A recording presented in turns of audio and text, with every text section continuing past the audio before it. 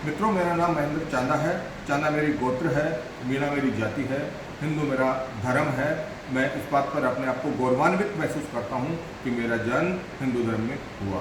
मित्रों, मैं पिछले 20 सालों से इतिहास का अध्ययन कर रहा हूँ, इतिहास पढ़ा रहा हूँ, इतिहास का मुझे थोड़ा नॉलेज है।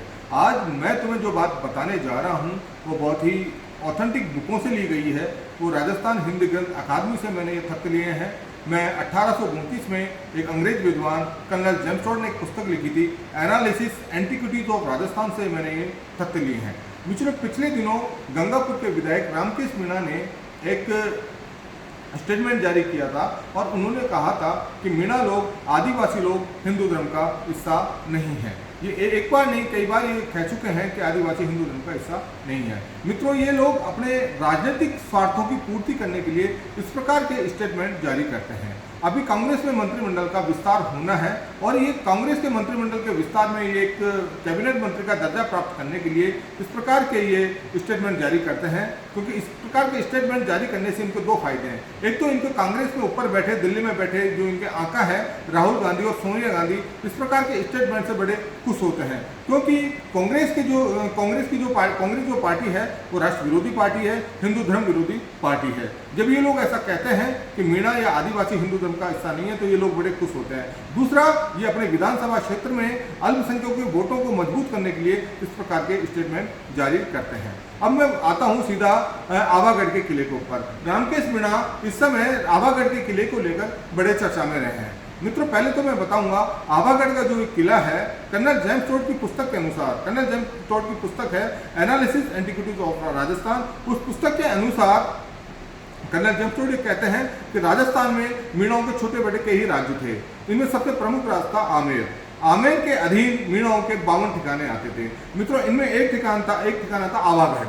आवागढ़ का जो किला है वो जयपुर में गलताजी एक जगह है, हिंदू धर्म का पवित्र स्थल है। गलताजी के पास पहाड़ी पर आवागढ़ का किला है। वहाँ पर नाडोर गोत्र के मीणाओं ने उस किले का निर्माण कराया था और वहाँ पर भगवान शंकर का बड़ा प्राचीन मंदिर है। वो 9वीं शताब्दी में बना हुआ भगवान शंकर का वहाँ पर शिवलिंग है, भगवान शंकर की वहाँ पंचायत है। 3 जून 2021 को कुछ कट्टर लोगों ने, कुछ एक विशेष संप्रदाय के लोगों ने उस पंचायत को तोड़ दिया, मूर्ति को खंडित कर नालियों में फेंक दिया। 3 जून की घटना है ये, जब वहाँ आसपास के मीणाओं ने और समाज के लोगों को बुलाया, उन्होंने एक मीटिंग की और इसका विरोध किया। वो लोग थानों में पहुंचे।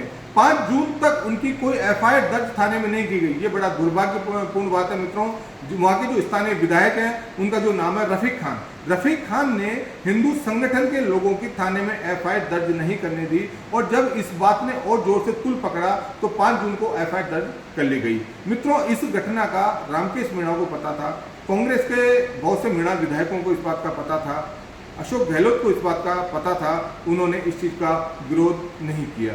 मित्रों, बड़ा ये दुर्भाग्यपूर्ण बात है। और सबसे बड़ी बात है कि रामकेश मीणा आदिवासी मीणा सेवा संघ के अध्यक्ष हैं। वो उन्होंने एक बार भी जाकर आवागढ़ के किले पर वहाँ के लोगों से हालचाल नहीं पूछा। उन्होंने इस चीज़ की तफ्तीश नहीं करवाई कि किन लोगों ने इसको तोड़ा, उनको गिरफ्तार अब तक क्यों नहीं किया गया।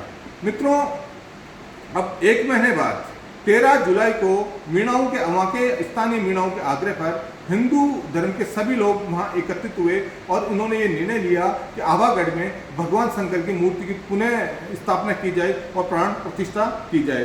13 जुलाई को वहाँ पर मूर्ति की स्थापना की गई, प्राण प्रतिष्ठा की गई और वहाँ भगवा ध्वज लहराया गया। मित्रों, वहाँ जब भगवा ध्वज लहराया गया तो रामकेश मीणा ने इसका जबरदस्त विरोध किया। इन्होंने कहा कि आदिवासी हिंदू धर्म का हिस्सा नहीं है और उन्होंने ये कहा कि उस जगह का भगवाकरण किया जा रहा है। मित्रों, मैं बता दूं पहले तो कि भगवा ध्वज के बारे में मैं आपको बताना चाहता हूं। मित्रों, भगवा ध्वज और केसरिया हिंदू धर्म दोनों एक ही बात है। केसरिया जो होता है हिंदू धर्म में शौर्य का प्रतीक होता है और भगवा जो होता है हिंदू धर्म का प्रतीक होता है। केसरिया व भगवा हिंदू धर्म में आन बान शान व साहसिकता के प्रतीक रहे हैं, शांति का प्रतीक रहे हैं, धर्मनिरपेक्षता के प्रतीक रहे हैं। कर्नल जेम्स टोड ये बात कहते हैं अपनी पुस्तक analysis of antiquities of Rajasthan में कि मीणाओं के किलों में, मीणाओं के मंदिरों में, मीणाओं के महलों में भगवा ध्वज हमेशा फहराता रहता था। तो मित्रों, मीणाओं की आन बान और शान का जो प्रतीक है वो भगवा ध्वज रहा है। मीणों, अब मैं कहना चाहता हूं कि रामकेश मीणा को मैं बताना चाहता हूं कि रामकेश मीणा आपको आदिवासी मीणा सेवा संघ का अध्यक्ष बनाया, मीणाओं का ठेकेदार नहीं बनाया। आप एक कौन होते हैं कि आदिवासी हिंदू धर्म का हिस्सा नहीं है, मीणा हिंदू धर्म का भाग हिस्सा नहीं है? आप क्या इतिहासकार हैं, या आप समाजशास्त्री हैं, या आप एंथ्रोपोलॉजिस्ट हैं? आप कौन हैं? आप कैसे ये व्याख्या कर सकते हैं? आपके पास क्या प्रूफ है? मित्रों, हमने किरोड़ीलाल मीणा को मीणाओं का ठेकेदार माना है और उन्होंने आज तक इस प्रकार के गंदे स्टेटमेंट जारी नहीं किए। हमेशा वो भगवा ध्वज का या केसरिया ध्वज का समर्थन करते आ रहे हैं। और मैं एक बात और बताना चाहता हूँ मित्रों, भगवा या केसरिया रंग हमारे संविधान में इसका उल्लेख है और हमारा जो राष्ट्रीय ध्वज है उसमें सबसे ऊपर केसरिया रंग से रंगा हुआ हमारा राष्ट्रीय ध्वज है।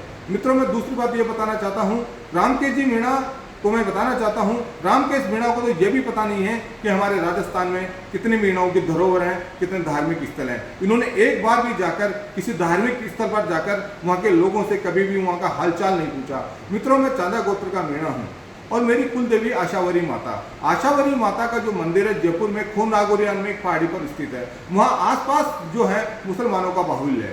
मित्रों, मैं वहाँ जाता हूँ, वहाँ की इतनी बुरी कंडीशन है कि वहाँ उन्होंने रस्तों पर कब्जा कर रखा है और मंदिर के आसपास की जगहों पर कब्जा कर रखा है। उन्होंने वहाँ गंदगी मचा रखी है और एक बार तो वहाँ पर जो हिंदुओं की कावड़ यात्रा थी उस पर पत्थर फेंके गए। रामकेश मीणा ने एक बार भी जाकर उस मंदिर का दर्शन नहीं किया, वहाँ के पुजारियों से जाकर हालचाल नहीं पूछा।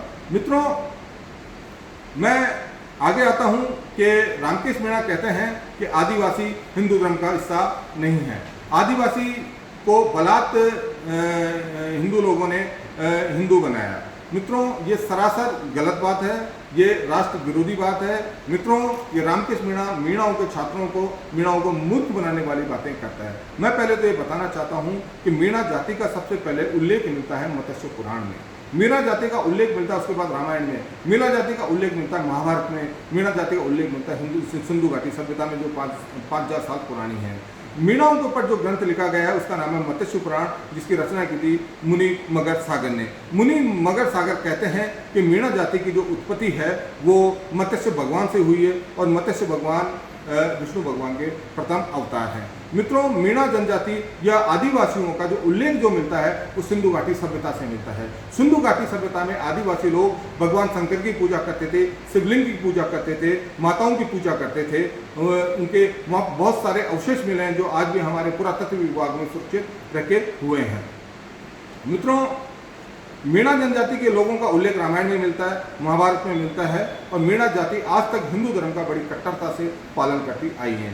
आज अगर हम गांव-गांव में, राजस्थान के नहीं भारत के किसी भी गांव में आप आदिवासियों को जाकर देखो, चाहे गांव हो, चाहे ढाणियाँ हो, चाहे पुरा हो, चाहे वो आदिवासी जंगलों में रहते हों, चाहे नदियों के किनारे रहते हों, चाहे पहाड़ों पर रहते हों, वो हिंदू धर्म का बड़ी कट्टरता से पालन करते हैं। कोई शंकर भगवान की पूजा करता है, कोई राम की पूजा करता है, कोई देवी की पूजा करते हैं। मित्रों, हिंदू धर्म में आज भी मीणा लोग, मीणाओं की स्त्रियाँ, मीणाओं के पुरुष अपने हाथों पर जो गोदने खुदवाती हैं, उनमें स्त्रियों के हाथों पे जो गोदने होते हैं उनमें हिंदू देवियों के नाम होते हैं, हिंदू देवियों के चित्र होते हैं। और मीणा पुरुष जो अपने हाथों पे गोदने खुदवाते हैं वो हिंदू देवताओं के नाम होते हैं, ये हिंदू देवताओं के चित्र होते हैं। मीणाओं के अधिकांश जो मंदिर हैं, चाहे वो पपलाज माता का मंदिर हो, चाहे वो नारायणी माता का मंदिर हो, चाहे वो चामुंडा माता का मंदिर हो, मीणा लोग उनकी बड़ी श्रद्धा से पूजा करते हैं। मित्रों, मीणाओं ने हमेशा तुर्कों का विरोध किया है, मुगलों का विरोध किया है, स्वतंत्रता की लड़ाई लड़ी है, सुभाष चंद्र की आज़ाद हिंद फौज के ये सच्चे सिपाही रहे हैं।